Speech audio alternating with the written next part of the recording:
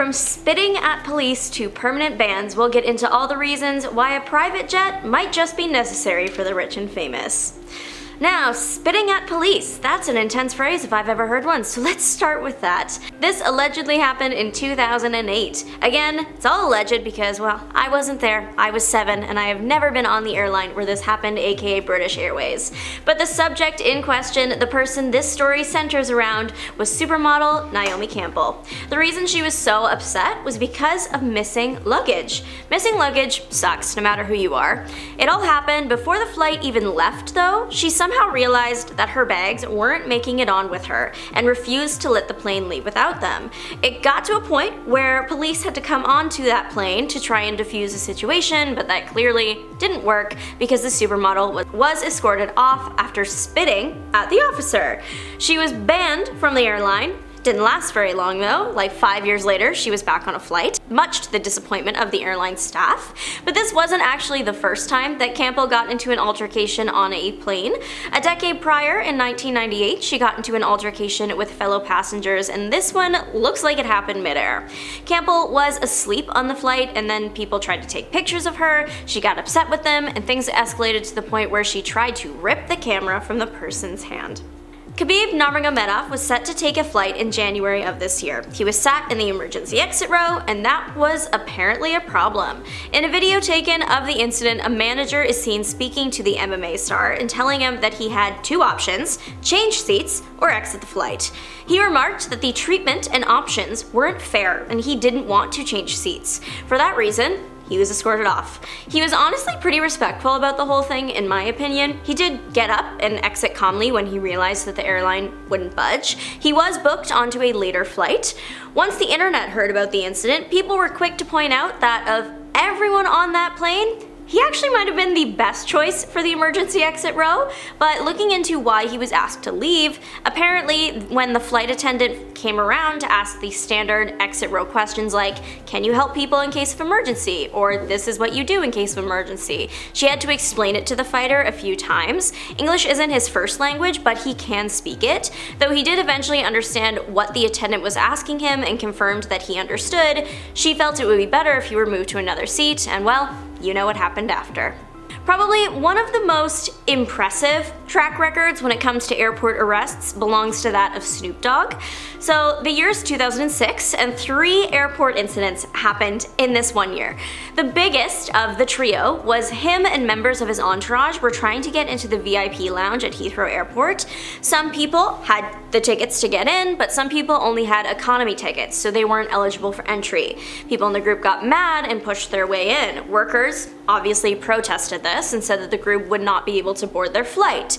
Police were called and things escalated to the point where stuff started getting thrown. Nasty words, bottles of alcohol from duty free, and even, in one case, an officer.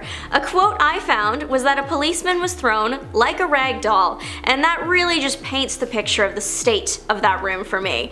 Allegedly, it took 4 officers to get Snoop Dogg in handcuffs, there were many injuries, and this all unfolded in front of patrons already in the VIP lounge, so dinner and a show.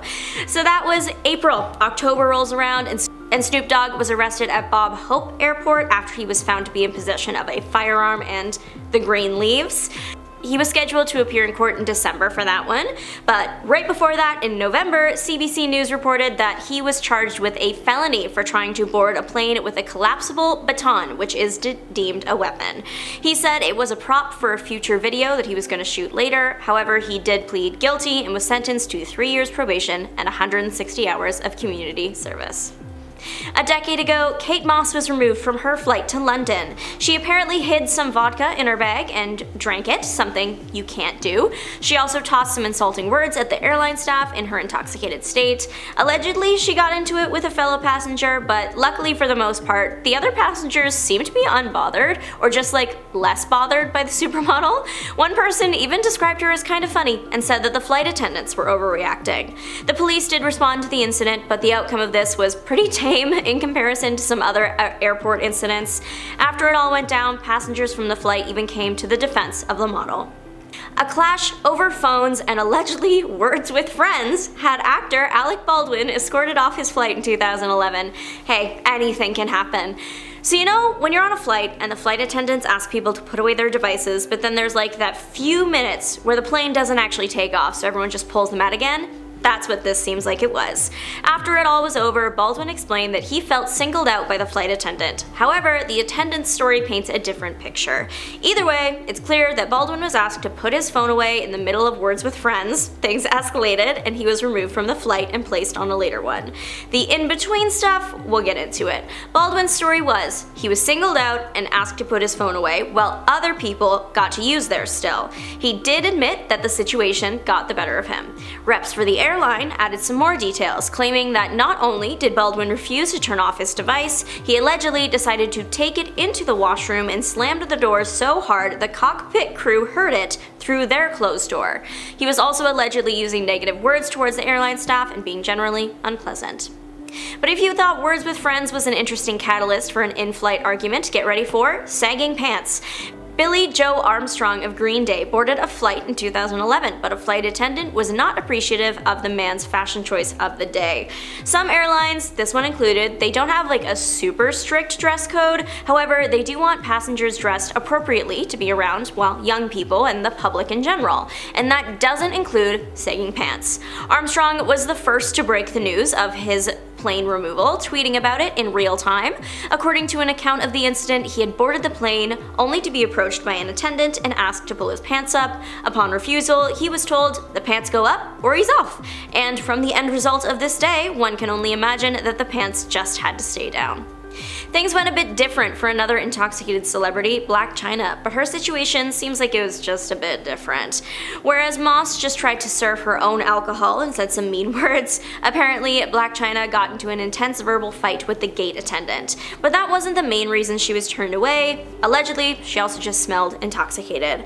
After refusing to allow her to board the aircraft, she was redirected to Saxon Pub. The problem was, that was closing, she really couldn't seem to catch a break this day. She then allegedly got into an argument with the bartender, then that ended in the police arriving to help escort the star from the building.